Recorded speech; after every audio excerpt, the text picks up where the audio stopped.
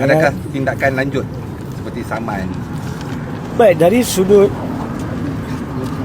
sudut diri saya, kami semua telah menghadapi rakaman percakapan di bawah Seksyen 112 dan saya telah mengambil kesempatan untuk menghuraikan segala apa yang saya perlu huraikan di dalam rakaman percakapan saya.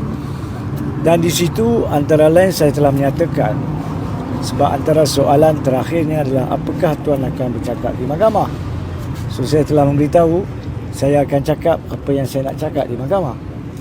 Tapi selain daripada itu, saya akan memberitahu kepada mahkamah bahawa arahan untuk menghalang perhimpunan malam tadi,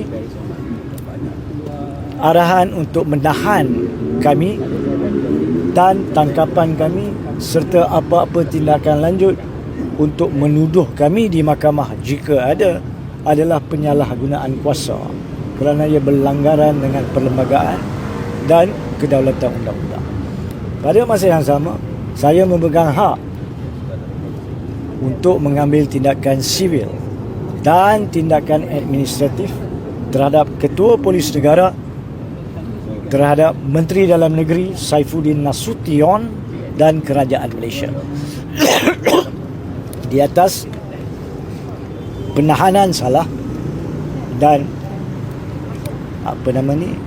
penyalahgunaan kuasa dalam isu tahanan. Pasukan peguam akan juga dilantik untuk kesemua yang lain bagi tujuan perkara ini. Tapi itu urusan lanjut. Sekarang yang lebih penting adalah meneruskan gerakan untuk satu perjuangan yang betul dan yang tepat. Selain daripada itu, kita akan buat kenyataan lanjut esok nanti.